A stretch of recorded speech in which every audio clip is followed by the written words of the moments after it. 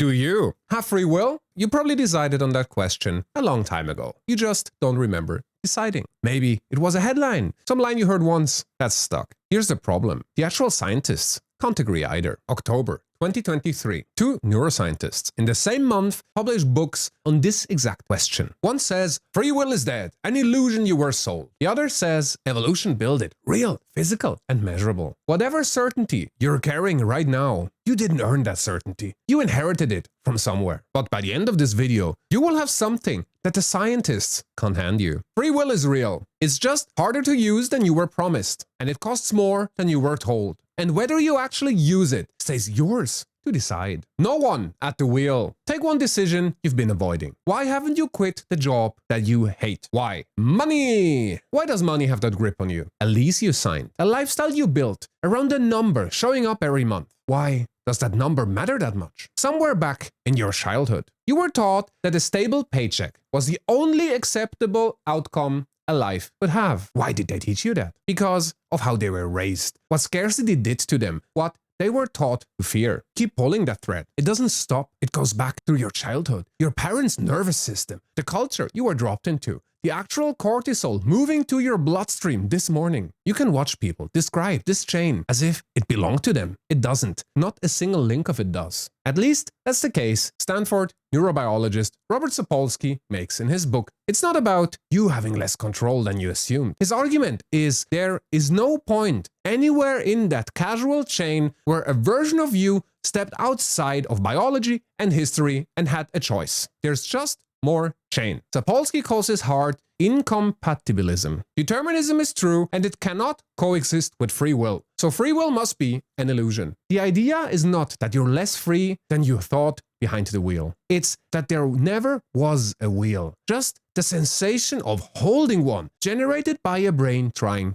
to cope. But Sapolsky doesn't stop at the abstract version of this. He follows it all the way to the place most people flinch away from. Praise and blame. If the chain never breaks, the coworker who grinds their way out of that same job into something better deserves credit for that exactly as much as the coworker who's still there in 5 years deserves blame for staying. Which is to say, on his account, neither of them deserve anything at all. Luck all the way down on both sides of the ledger, up to the point that this doesn't just complicate the justice system, it removes the ground it's standing on. Try to wrap your head around what that actually would mean for everything, but don't just accept it yet. Degrees, not zero. Same month, different neuroscientist, different conclusion. Kevin Mitchell, a professor of genetics and neuroscience, published Free Agents in October 2023. And his starting point is a rock doesn't have a nervous system. Drop it, and there's exactly one path it can take, governed entirely by outside forces. No internal weighing of anything. That's what a fully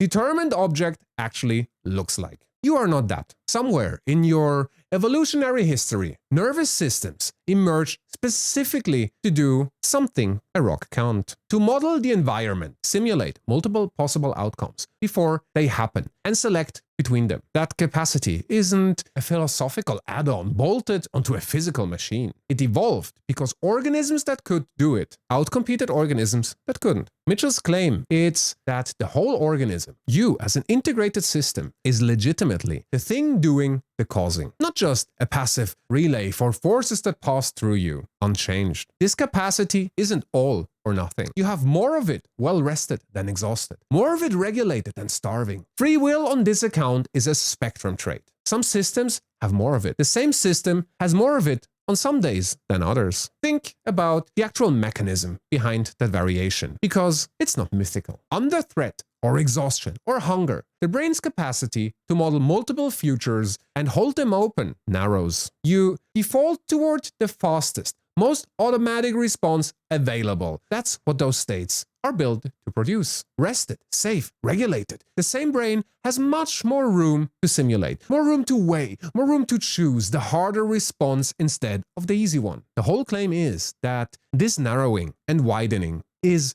free will itself. Not a fixed possession you either have or don't, but a capacity that expands and contracts with the actual state of the system carrying it. Now think about that job again. 9 hours a day of low-grade threat. A shit manager, a deadline that never lets up, a commute that eats what's left of your evening. That's not just unpleasant. On Mitchell's account, it's actively shrinking the exact capacity you would need to model your way out of that situation. The job that's draining you is mechanically taking away some of the resources you would need to leave this job in the first place. Notice what this actually means. Mitchell isn't saying free will is a given, sitting there waiting to be used whenever you feel like it. He's saying it's a resource, one that gets scarcer exactly when you need it the most. Real doesn't mean easy. Real means it costs something to spend. Sapolsky and Mitchell agree on almost everything empirically. Neither of them thinks you're free from causation. Both of them accept that people differ enormously in their capacity to regulate themselves. Mitchell calls that variation degrees of free will. Sapolsky calls that exact same variation differences in self-regulation. Same observation, same data, different labels. This was never data versus data. It's a matter of definition. If you're with me so far, there's more of it waiting for you. Hit that subscribe button. Wanting to want. There's the third position. It doesn't concern itself with science at all. Picture yourself in that job you hate again. You want to stay. That's the real desire. Philosophers call it a first-order desire. The plain, direct kind every animal has. Safety, routine, a number that arrives every month whether you're happy or not. But there's another version of you that wants something else. You want to leave. You wish the first desire, the one clinging to safety, wasn't running the show. That's a second-order desire. A want about a want. In 1971, philosopher Harry Frankfurt published a paper arguing that this second layer is where freedom actually lives. Frankfurt doesn't argue against Sapolsky's chain of causes at all. He argues that free will is a question of which level of your own wanting wins. If your second-order desire, the wish to want to leave, is the one that actually moves you to act, you're free in the only sense that actually matters. But if your first-order craving or safety wins, despite your own wishes, you are not free. Frankfurt has a name for something with no second-order desires at all. An animal, a very young child, anything that acts purely on whatever impulse shows up first, with no internal stakes in which impulses should win. He calls it a wanton, an entity, only one layer. Frankfurt actually draws out two versions of the addict to make this precise, and it maps onto the job you hate directly. The unwilling addict craves the drug, hates that craving, but gets overwritten by it anyways. The employee who stays resents staying and stays anyways. And the willing addict craves the drug, on reflection, actually endorses that craving, wants it to be the thing that wins. If you translate that one too, you get the employee who stays, genuinely means it, speaks the corporate lingo, and isn't lying to themselves about why. Both of them still show up on Monday. Only one of them is acting freely, because the first-order desire matches what they actually want to want. The unwilling one is a helpless bystander to their own will. You are not a wanton. You have options about your own wanting. You want the safety of the paycheck, and you want to be someone who doesn't need that safety to run their life. You want to avoid the hard conversation with your manager, and you want to be someone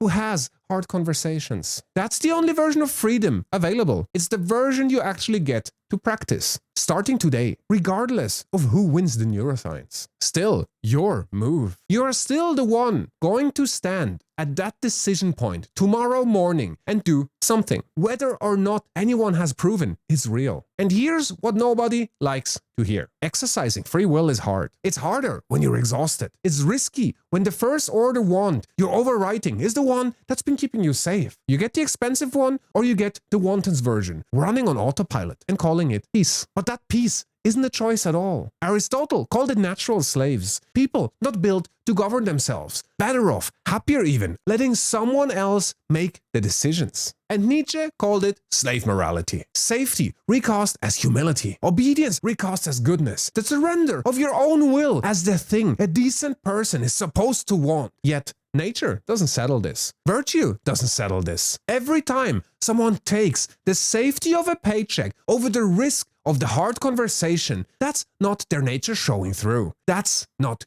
goodness. It's a choice made over and over and then relabeled so it stops feeling like a choice at all. And that relabeling has a name. Jean-Paul Sartre. In 1945, he stood in front of an audience in Paris and said something sounds like a contradiction. The first time you hear it, man is condemned to be free. Condemned because you didn't create yourself. You didn't choose your genes, your childhood, your culture. Free because none of that changes the fact that you still have to decide what you're doing when you wake up tomorrow. The same move Aristotle called nature and Nietzsche called virtue. Sartre called it bad faith. Telling yourself, I had no choice, as a way of not having to own the choice you actually made. Refusing to choose is itself a choice. And you don't get to exit from this by dressing it up as biology, as morality, or as a scientific debate you're hiding behind. You already know what this sounds like spoken out loud. I have no choice. I need the paycheck. There's a real chain of causes behind that sentence. Sapolsky would tell you exactly what it is. But notice what the sentence is actually doing when you say it to yourself. It's not describing the chain. It's closing the file. It's the version of you that gets to stop looking right at the exact moment when looking might have cost something. There's only one question